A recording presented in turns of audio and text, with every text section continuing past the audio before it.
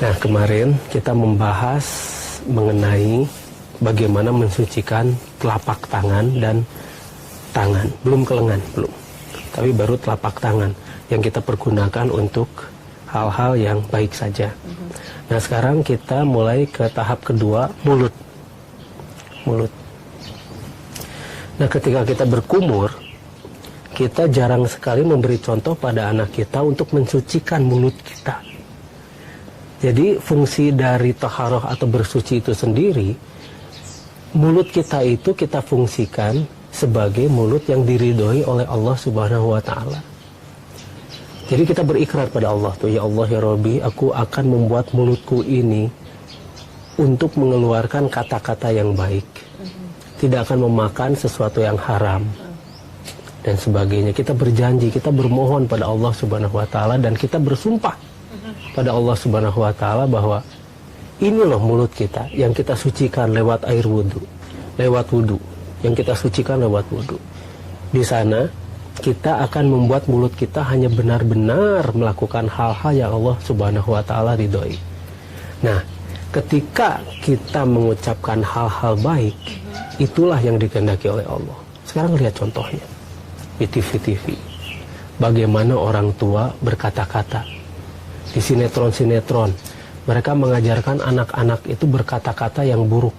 Kasar ya, Bapak? Satu, kasar. Dua, tidak sopan. Tidak ada hormat-hormatnya pada orang tua.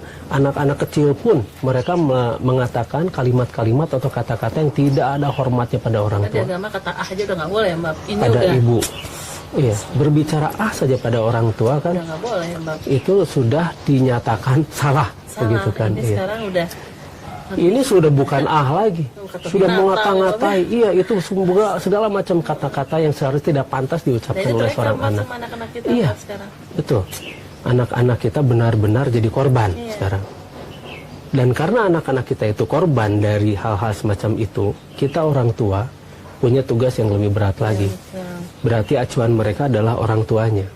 Kita akan memberi contoh pada anak-anak kita karena kita berwudu tiap hari.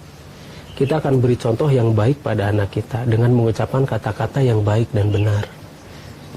Ketika kita mengucapkan kata-kata yang baik dan kita tidak membicarakan keburukan orang lain, kita tidak menjelek-jelekan orang lain, ah dia mah begini, ah si itu mah begitu. Nah, anak akan tertular oleh sikap kita. Jadi dari kitanya sendiri yang harus berubah. Karena kita sudah berikrar pada Allah. Ya Allah, aku akan menggunakan mulutku ini hanya untuk mengucapkan kata-kata yang Engkau ridhoi.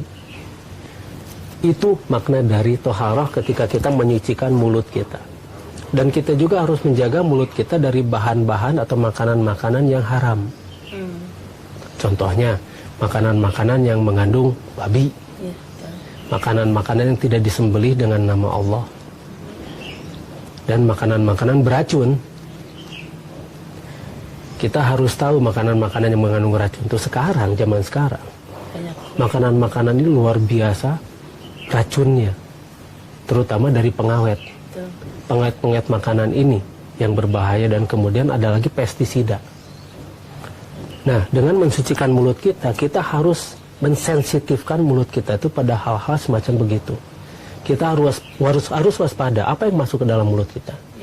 Dan jangan sampai nanti anak-anak kita juga diberi makan sesuatu dari hasil yang haram. Contohnya begini, kita sedikit saja memarkup proyek, misalnya ya, kita memarkup proyek saja, sedangkan itu proyek milik pemerintah. Sedangkan ini tempatnya itu milik rakyat, menggunakan dana-dana dari rakyat. Kita markup dari anggaran misalnya 10, kita bikin 20. Dan nanti kita bagi-bagi pada para pejabat. Nah, bayangkan, pejabat-pejabat yang makan uang haram ini, kemudian anak-anak mereka makan uang haram ini, sedangkan sehari-hari mereka berwudu, sehari-hari terlihat mereka melakukan ritual sholat. Nah, jelas bahwa mereka tidak pernah mengerti makna dari berwudu itu sendiri.